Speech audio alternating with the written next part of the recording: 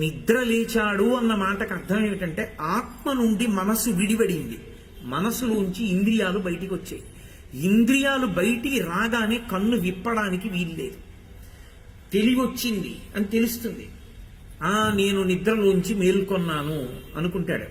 మేల్కొన్నాను అనగానే మనసుకి తర్ఫీదు ఇవ్వమని చెప్పింది వేదం.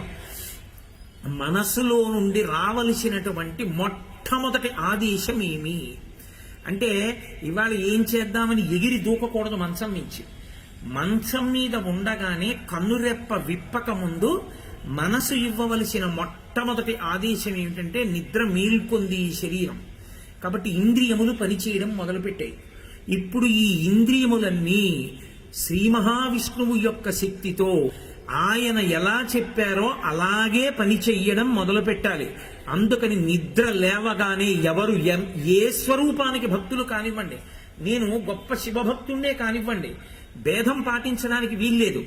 నేను నిద్ర లేవక ముందే ప్రకటనంగా నా నోటి వెంట రావలసిన మాట 3 మాటలు శ్రీహరి శ్రీహరి శ్రీహరి అంటూ లేవాలి. శ్రీలక్ష్మి, శ్రీ శాక్తేయ ప్రణవం, శ్రీ సూక్తం అంటారు. శ్రీ అంటే పరదేవత అమ్మవారు. శ్రీ అన్న దాంట్లో శకార రకార ఈకారములుంటాయి. సూక్తం అంటే సుఉక్తం, బాగుగా చెప్పబడినది. అమ్మవారి గురించి ఇంకా ఇంతకన్నా నువ్వు చెప్పడం కుదరదు. ఋషి చెప్పేశాడు చాలా బాగా, ఇది చెప్పుకో చాలు. అది శ్రీ సూక్తం. ఆ శ్రీ అమ్మవారు, ఆ శ్రీతో కూడిన హరి.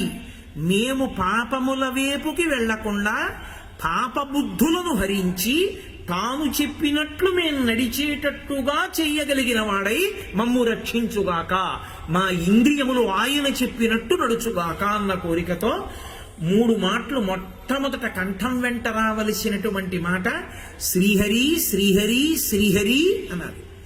ఆ తర్వాత తన కులదైవం ఎవరుంటారో ఆ కులదైవం యొక్క మూర్తి ఎటుండుందో అటువైపుకి తల తిప్పి కనురెప్ప విప్పాలి తప్ప ఎటు పడితే అటు పడుకుని కనురెప్ప విప్పకూడదు. నాకు తెలివి వచ్చింది అనగానే, నేను ఇప్పుడు నెల్లూరులో ఉన్నాను.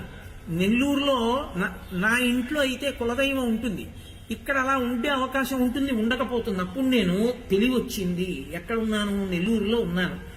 నెల్లూరు నా గదిలో ఉంటుంది, ఉండకపోతుంది. వెంటనే నేను నా ఇంట్లో పడక మీద పడుకుని ఉంటే తల ఎటు తిప్పితే నాకు నా కులదైవం కనపడతారో మానసికంగా అటు తల తిప్పాలి.